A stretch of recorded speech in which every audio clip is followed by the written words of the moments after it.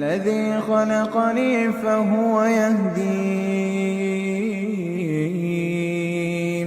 والذي هو يطعمني ويسقين وإذا مرضت فهو يشفين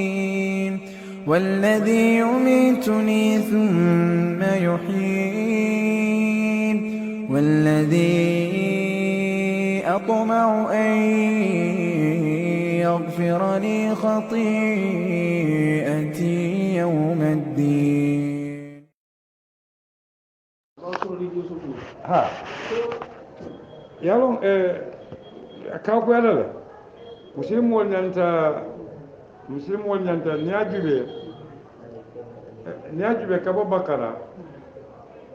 كابو بقرة كنا جنا كابو الفاتحة كنا سورة يوسف سورة تنين فلان كاكوبا كابو يوسف كتا المؤمنون سورة تن أن كرين نبيه بني مؤمنين بندر ابن تنين فلان 24. You know, it's very strange. Surah Yusuf, Qur'ano kono. Akamuntele ko ay Qur'ano. Ibuka mo the 12 tribes of Israel. Yusuf alabadi wal mumojeli. Namara mo tanim fulala. Ate fonga la soro mo sura tanim fulan jawan. Pare nim ko lu fese yalo to da calculation ko jela mal. No, intoluma Islam Arabu Islamo fay. Debi ni sembo so de yanke Minister of Education. Fengo femu Arabu karawa timba boko bebola. Follow, mbola follow. Aru yale ni kitabu. Muhammad sallallahu alaihi wasallam ye ka kureshi bonde kafiri yale ko. Sanji wannan sabanin kitabu ayi kalon. Bantol be sanji tan dulu anin dul worole ko. Malum min mun kitabu. Ni na suma independence. 1442 years now. Huh? بلا فور سبا ماذا أقول؟ أعوذ بالله من الشيطان الرجيم بسم الله الرحمن الرحيم نكو كن القرآن في الأبدان تروكي كنيه أتى الله سبحانه وتعالى نين لفت على ديمارول لفت على أيناتو تادين أنين كنيه كاتو مبكلو كي كان إما جاتولا وإما نافلولا وإما نلوندولا وإما نولا وإما نكيبلي على ممن بتيا وإما كمول سوسند من بتياتا نمبا كان درون كاتلا دنيو نينجي أتي الله سبحانه وتعالى لا هدول تاكابه غنيندي لا bari bina jela ko kafu janning albedi ko kalamiya lon ko e ko mobe nafalo ala kata aliye molo bo nyonto aliya lon jumale be bi nafanoma ani minebe nafanoma min meta wala min bina nenulu mallon doron aka mundala ko ne ji ko jioning ji dima kafu nyonkan a jete kala koti a je faranta kala ji dima to wala tinna hadama dingol manya nalon taten qur'ano fel abe muslime konda dandala kan dumbe wala kono bi da muslim wol be solaren kane ayolu ke fahamu ke bara ay ke balura won wala tinna bara ko nya ko atol molu min dankaniya ta in tuti'u ay yamar no mo ke bare wolom aka fale ko nalla fita kabula katuni e no madum na tinyaro kele wala tinna ko molu min ne balanta monna imma ate Allah subhanahu wa ta'ala katale muhammadu ki ay qur'ano diyala aynin dino timmanno na kamalindo diyala ay duwa diyala wala sariyomo min molñanta balulala ako natara wo molum lafita ka bule no may be murundilam bota dami bin ni e murundi bota damin ak bala fawarta bake ite bota damin kunum wayla matale ite silano wo kono ite mi bulata ben noma woni ite taman kilin ite betula wo komal alna jammoy ba ite ku kendo min tuje kono ni tata noma kunum do bato o be dannala ite priye fankude yanda kono abe kolaya e bulata min noma o mari ye danne kato brata koye bulan noma ate be ñatolo ite ñanta bulala noma so ne mu bundal te ka bulan mo noma ka bulan hadamadi mo noma a jatola ala mirola a korosi ban fo anin tela ala la yamaru bentama anin kila sallallahu alaihi wasallam ne kitabo min nati bentama anin tala ada kendo nin na jeri kendo bentama ni man ben akko karam ku fay to nya ponda kono bare ka bulano maten dorom min naata ke balafa faŋotin tol kono bii ntol ka bula hadamadiŋolu jaatole nooma sako kuloro kola nka bula nooma baato ntaata fo jutoo naata fo niŋ feŋo miŋ koyta tooñaalom hana be faniyaa kaŋ feŋo miŋ finta faniyaalom hana be tooñaa kaŋ kaatu feŋo niŋ koyo wolu te daafeŋ kono niye be miŋ na a be feŋol le kono niye te miŋ na kayitoo ka koy le kareeroo ka finna alno biraye wo fo ñanata ko ña ko ate ala nin bolata ala na yamaro nooma bolata kila sa sallam na yamaro nooma akaɓe ma koyla ñaaɗiɗe hako sanulqi fi qulubi alladina kafaru ru'ba aɓe jomol woni silan rukubo mo silan o min ti silan o min ke mammande bari bukalo min be tiñala ka ɓoɗani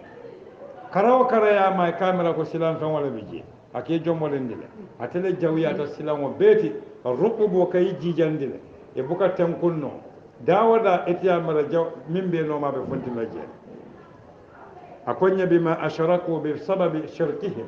shirko wolom allah subhanahu wa ta'ala ni laata dammala yamuta yala yamaroke e ka amnole soto sécurité e ka tankale bar ni tata fendota min manque alati e ka tara mine kono almusharaka kafuñoya yewo feŋol mini be muta yeke alati wol be ka dan itelale ɗo ɓe tulo bonna ɗo ɓe gorotila ɗo ɓe daje kele kam ɗo ɓe dampula aka munda koye ka jomolle walakinna shirko ka hadamadin wala moya tiñale kado hadamadin wala moya a beɓe temɓerin atele moyale kono ba nayala jaato janjandi hadamadin naɓe feŋol dedala min manque alati kibato aka jalanɗo londi le aka hakkilo sambawo kan kolom ala alati ay jalanɗo londi aya niye sambawo to kolom alati wo ka faala aya bala jaato samba jalanɗo ya kato woka domorole diyala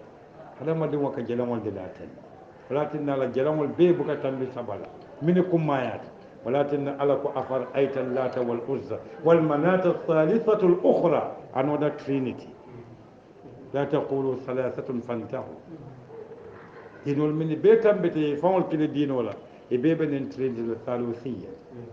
hadamadin o aka fawol natal banta allahu akbar kodi anata koni nom kelerawote a komini ya saabu ila sirko kammala to sirko muminati ani hadamadi yatitano bawo nde hadamadi o tem faŋo talalano kam fan kuntun kuntun madama oto niye sirko ka kamunde koye fan kuntun kuntun oto ite maari lamfuta ite maari ɓe silannale oto sonno mote tenkunnola bar al amn wolom tankoti anin kiiso a silim a salama wal amn iɓe dawoɗa do e buka sila fen bukani ɓoyi kam kabo banta ite fango konoto fen fanan buke silandin allahu akbar al amnu waka konoto tankale al silmu al salam al islam wake kisandile ka bantala banta fen buke ma a koñe ko ma lam yunazzal bihi sultan dalil nene ta sotola mi yalon ko kafo ko moñanta fala kafa ala nin kotomo minati nin katandilale ko a dalilo ti jeele mumie ke sako nayi si dalili kumo fa kunna anin fulanjawa ka foyle ko madama mankutu feŋo tiñatale oto mankuto ñanta tiñala ma lam yunazzal bihi sultanan dalil ti je ka fo ko mo ñanta fula ka fula alama wota sotonola wota ka foyle ko a tijjede mumie ke ka to mankuto man soto toña ten oto mankuto feŋo tijje latina koñe ko ma'awahum akoy womo lamurundula annaru dimbalo wo bi'sa masol mutasalli ana ta fu dankene ya mole ko berin kelo kala badr ay ma koyro min ke uhud aka wala dante jang anin o manda uhud damala de muslim be kunda al hala kulun min ka kira la jamano muslim wala balu kenya la abe 5 ans kan fo janne duniya be ba dinga mistake o ke min ne kata kunun min kata kunun wala be kalam ba ninga silo muta ko ala ya fo nyamin kida fo nyami betula gajal do rombi taka aka wala fo nyaja ako allah subhanahu wa ta'ala ala lahiɗo min ayadi allah ya toñandi tumomin alɓe kafirol fakan istuhissunahum alhisse wolom al ila jolanmo min ika tamandi ka kibaro bonde duniya jolan luulo the 5 senses alɓe o kuntu kan kato haɗamaɗi o ni ala jolan luulo kuntu doron ika fala buka balu qur'an o juba ka ɗiyamu ñami tuhissuhum alke kuntu alkela jolanwol kuntu wolom fati bi mana qatala yaqtulu qatlan fa huwa qatilun أو مقتول ولكننا ناتا كنجان تحصونهم بإذنه بعلمه وبمشيئته أي تجوزك بالإذن عن المشيئة على الفولة أنا لا ستندر ولا تلي سبب الدلالية أبوتاوتا كنيكو hatta kata intihaul imtida walam hatta ke sambale ila ka fay ko kata fo mun to hatta ida fashiltum kata watila zarf wolom fashiltum alnata joteya mine ka nati yamar soso kamine wulu fatan kamine wulu lamfo wala be ummala kura mo bele na dani ayo karanna ya fahamu mo be ye famo da dani wontente bolambe men ko watanaza'atum annata nyon saba mo kon dele be toñaka al munaza'a naz'a bi ma'ana iqla'u shay ka famata kawuto iqla'u shay'an min makanihi ولكن تقول يا تباكل هذه من سيا القرآن ولا فعل وتنزع الملك القوة والسلطة ممن تشاء من سك من سيا وتوابلو ولا كل هذا كسيتو بوين كيرامل ولكن أكون يكون تنازعتم ألنا تنون سبوك في الأمر بمعنى في الأمر يا مروت أجيب أي فيناتي متعلق بشيء بالمأمور به أي فيناتي كاجكو يا مرو مفنتي إدون تاكونولي ni fundita doro i fundita kono ay finati harfu zarfiya wi'ai fenne ba kono fil amr ay alif lam o kala min be londe wala monti amoy to ita'atullah wa ita'atur rasul wala tinan be wala kon al munaza'a mbe mina kono wala qur'ano ko fala tanaza'u fatafshilu wa tadhhabu rihukum wala ma wala fama mbe munaza'a kense wala kono momo ka tele be toñaka momo ko e chabo diatel ay jote ya natin talan umma na talata ka du'uf wala natin lamfo birin lamfo na ta nyadum wakata wala tinna konya ko wa asaytum min ba'di ma arakum ma tuhibbuna ayallon dindi ay jerndiro kala allafta min ghanima aw nas kolon kala nafulo anin demaro anin ganye ako minkum man yuridu dunya bare modol ma kono wol be dunya ko le no ba bi mana wal yuriduna mata'a dunya ko be wala biyaka wolom kolo len fawolti bara ko wa minkum man yuridu al akhirah modol falam bije yuridu thawab al akhirah dunya ta ikamata ula kanyato al qiyamata ikka thawabo le kanyato kadu thawabo fo min bije dorom akamurunna akato abije akonya ko summa sarafakum an ana tali elemandi ganyeni alias to kafirul ma sarafakum ayali elemandi anhum kabo kafirul ma wakata wanyaman muslim wala ganye ke ko folodula ana tak mine ay ko elemandi kafirul foloda ka boy muslim wolka bari amanke ganyeti bari mo kunda ganyelo yemo bute faka bori wona ta kete baydi faysele ta santo mo kunda ganyelo bari ala ya ganyete memu muslim wala ganyete minom kato ay molle bo nyonto min lafta duniya la ani min malla fi duniya walatina molata min na kelo kala bar kelo min belorin toñaka kana kelo kala mola ko kam momo e kelo ke duniya kam isa ganye no barata mela momo e kelo ke mola ko kam isa fano le itita walatina qur'an wa yidandala ko ma kana muhammadun wa ma muhammadun illa rasul قد خلت من قبلها الرسل أفإن مات أو قتل انقلبتم على أعقابكم هذا بدون ويككلو كقول كم من متونيات مو جاتو تين ياجي إسلام ولا ننصتو كو نبو جاتا نوم ولا نتا ميرا نوم ولا نتا كوكي نويا نوم ولا نتا كو كينيا الأكبار نيا هنا مكوتي إما جميني كومينيزم تانو برين روسيا بويتي بي بويتا مني سوسياليزم تانو برين سوسياليزم بويتي بي بويتا nin capitalism boyta bankol be fanam be boylale kato mino mole ya bondi akata nyami asabati yano ala silo bari moka ta mandi nyama mambeta ya Allahu akbar walatina konyako sarafakum anhum anata at-tasrifu an shay'in bi ma'ana tahwil al-intiba' wal quwwa wal ghalaba min jiha ila jiha walam tasrifu kafawa ila mandi wa tasrifu ar-riya an yfanyo la ila mandi la mo kodi sarafakum ayali eleman mandi anhum kaboyka liyabtaliyakum nyen kammala kana jarabi ajibede ganye mutil molbe ganye lanu anata kuwa eleman di Allah akbar katu kula kata molle be misil me kunda minula nganiyo be duniya la nyinenka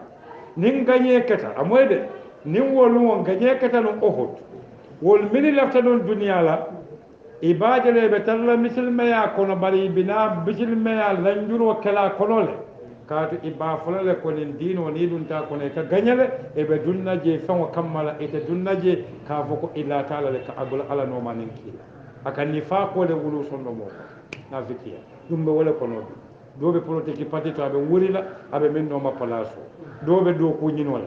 doni dole keleta politique wala aba mari haɗa ñikka nin dronne bije moole yewol bula misili moye toñaji ay bulanoma nin dronnam toñaji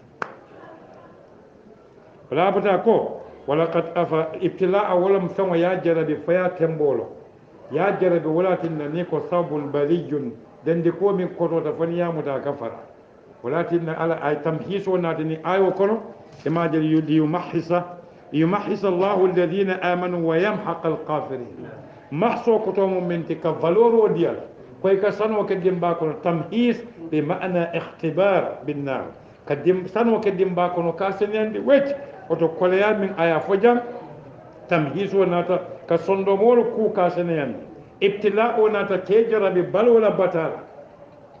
ilafta koɗola ya ɓuutila ilafta gañela iman gañe bari itela miro to moya to koye gañele bari ala hukmullah itele gañeroke kato wol min mbeɗi alkono min kata sulwol sajiyol sulwol mbiye saji dendikol ɗum wol fontita alkono ɗuyda e nin wol mambo mol kono moltitano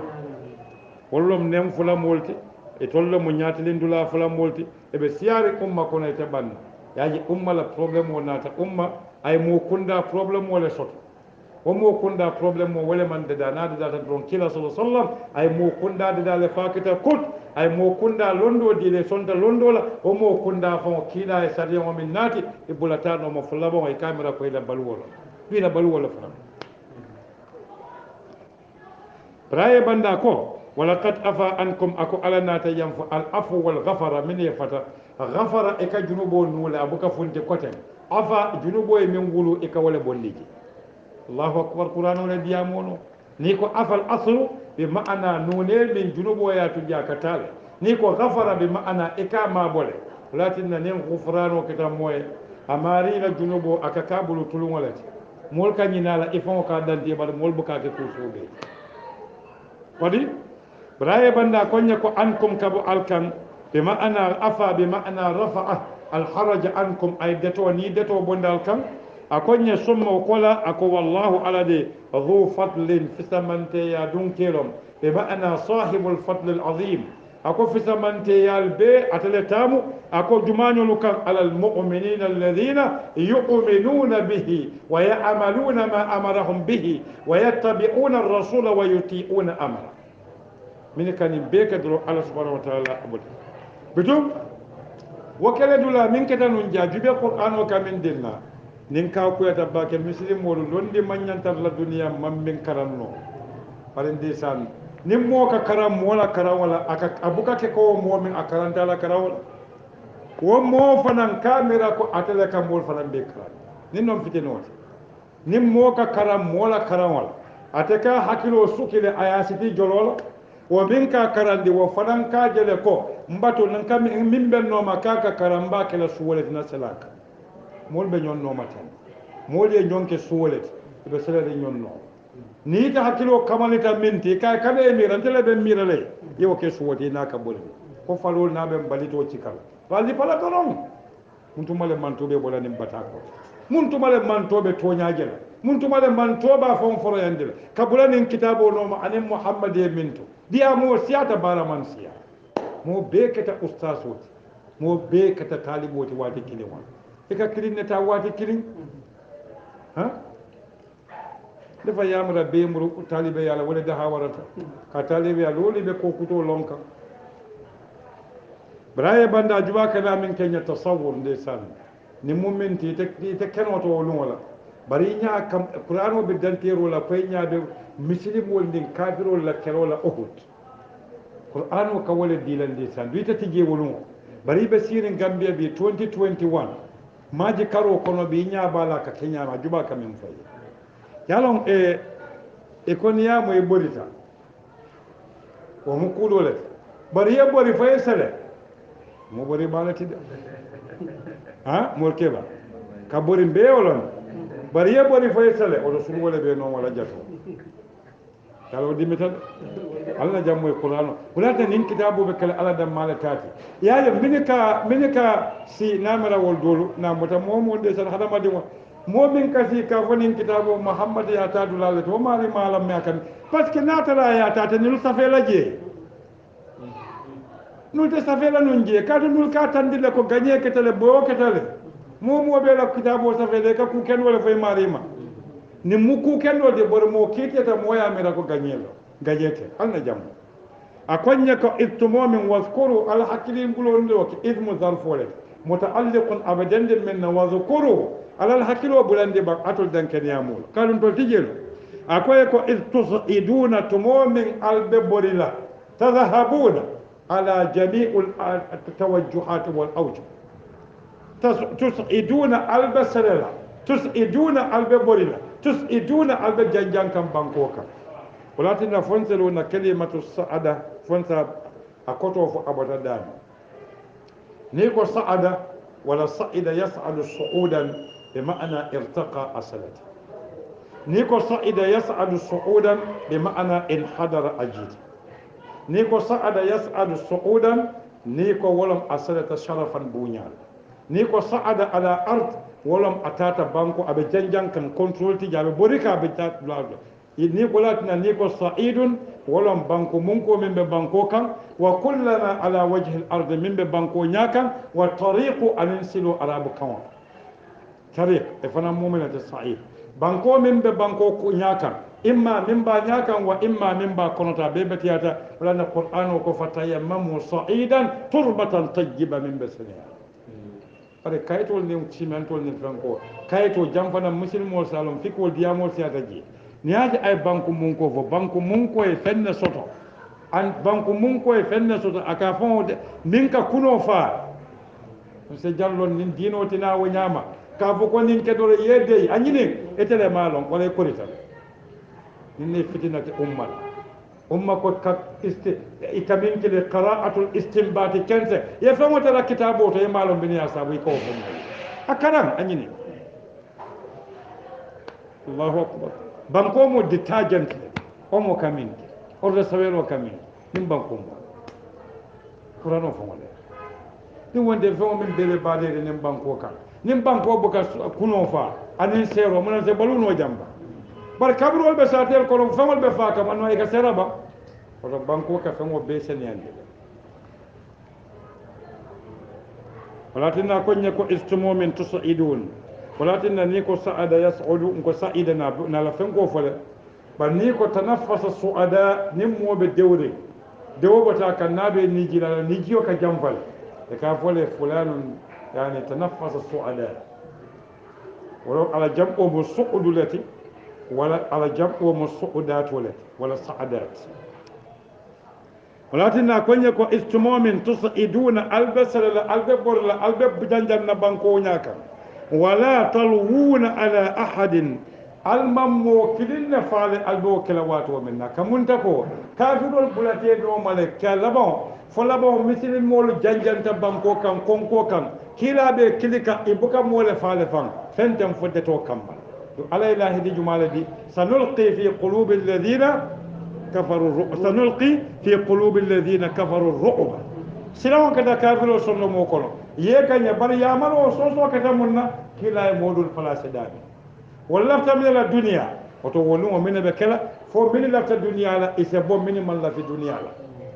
yalo ni lafta alqiyama la ka do ko ke alaye duniya kane normal ban ni lata duniya dan malai koy fata alkiyama duniya ke tal ayitinya kata ke ni nan alkiyama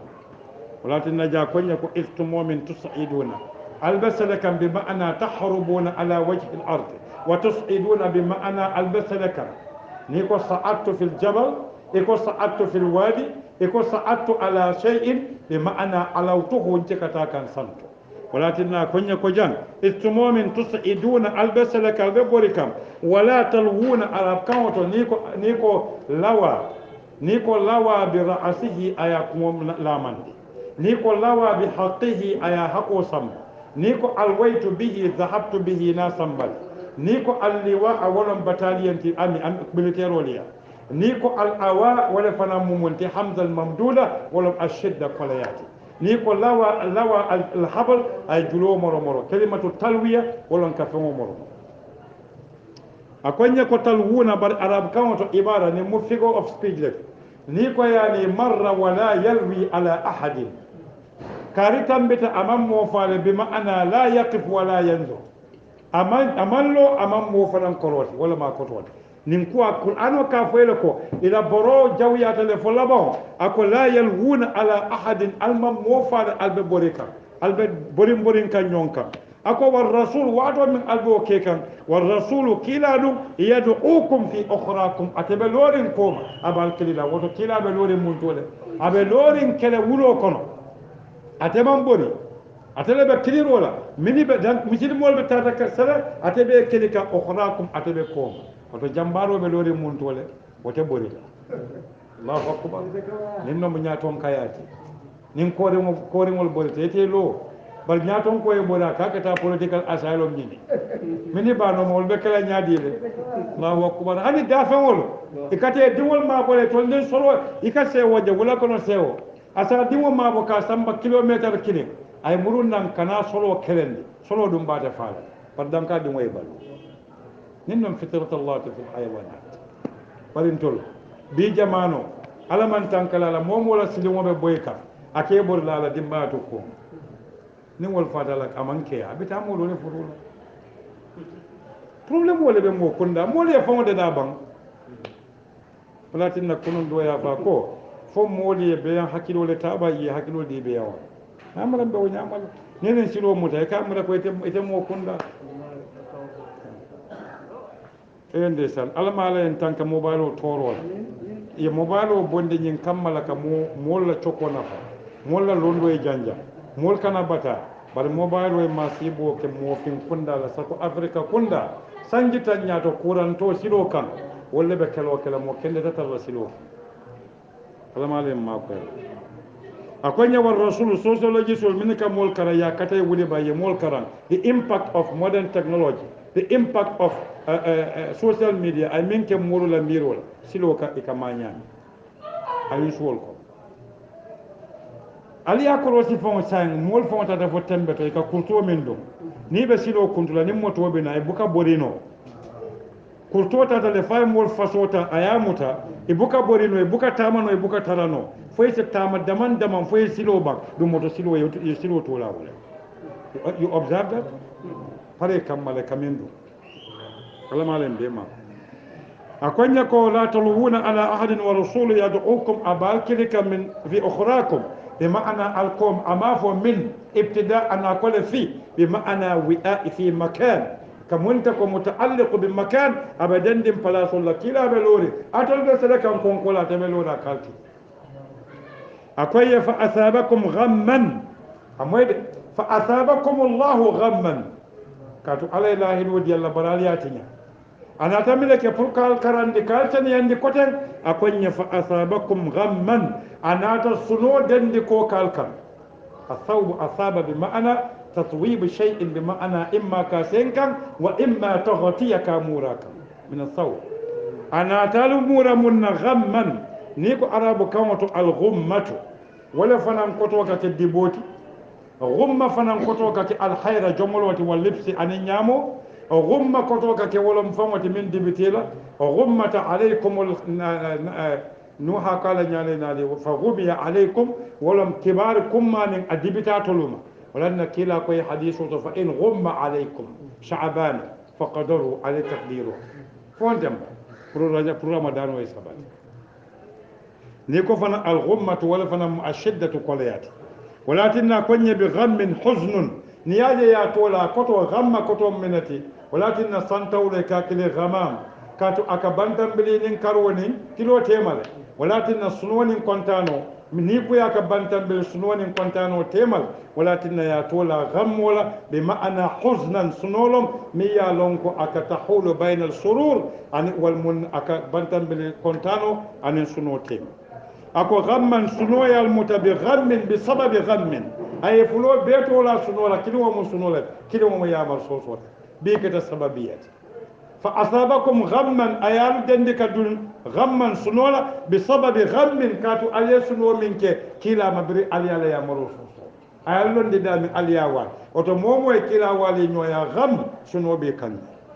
bar kila wali ñoya molu ka wuri wuri bake nte min ka wuri fonte fon be kila la nomale ba janni ba fola mol yake folo yake a ke buka fo diya mola ka ke baro le muslimo nyanta na tambete ko hayna muslimo amanke koy tole dala ka fo mole muslimo ولكن كن يبرم بيا كتنا بلا محمد نوم ولكم في الرسول الله إسوة حسنة لمن كان يرجو الله واليوم الآخر أكو غما بسبب غم وناكتو فلحزن وسنولم كدي أكو لكي لا تحزنوا ينكمل الكنا سنو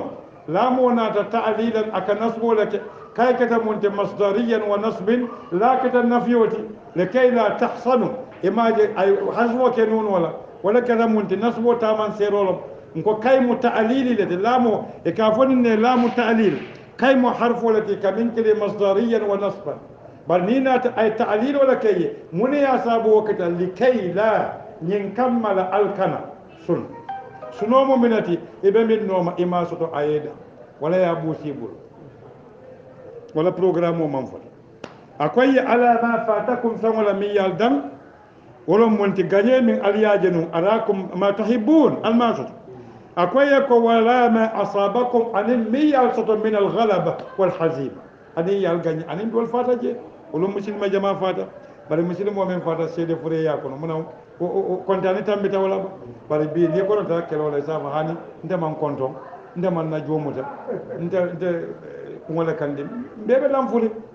wala ma asabakum wala sawa mi ya to al isaba ma sibo do la kawto ako bari wallahu alade khabirun atalamu kibari tiyati atalamu lonna tiyati londo min dinkatabe konoto bima ta'amaluna alkafon femba woto khibra ala londo wala dinko kammala ko miyatin aynin ko ke mo kunna ay ganye yele mandi munti ganye baliyati anata nati nyadile likay la tahzanu fa asabakum abina min kala ganye bina kala mol min yalon ko e be duniya nyinen kay tol botaje min be ala dam ma nyinen kay do te fongoy ka bu uhudu kelo la lumo minna musil ma nyabita nyato doron musil ma kunda bita nyato woto kamina tandinna ni man sajiyel nim bal bo nyonto ni koy be la yamo tombonna do ba to yete lafta sajiyel se ba fa do lafta balati se sajiyo fa nin ko be la ta ala nyaay baro la nganiyela mira nyala at baro ka sonya bare nganiyelu ni anin miro ni fatata doron baro buka beteya wala ketan toliya walakin ministre bunda kinimo kono mol nganiyel buka taranyoyi hani nimbe boso kono gambia nganiyel te nyon kono nin dra fo be boli ka nyamati boro ni ta ka kedamanne do sa fa hana tuje itani watangani yakili wobe koronto be abita kula itabe mol ni tankaka tol bita nyaadile nganiyel be walila miro be walila mo kunda be lol oto na katana nganiyel ke kilinti na do ko ken ala da dunyo nyini aya fanya nyamin nake kila ya tumbulu nyamin nake ni wo ke dronde somo sallallahu alaihi wasallam muhammad wa ala alihi wasallam ani batafana bijel ani ko nin ko mbabbe fulatile kilim be falani شكرا يا ربي شكرا هديت قلبي شكرا نورت دربي شكرا شكرا يا رب يا منزل القرآن يا خالق الإنسان يا رب يا رحمن شكرا يا شكرا يا ربي شكرا هديت قلبي شكرا نورت دربي شكرا شكرا يا رب يا منزل القرآن يا خالق الإنسان يا رب يا رحمن شكرا يا شكرا يا ربي شكرا هديت قلبي شكرا نورت دربي شكرا شكرا يا رب يا منزل القرآن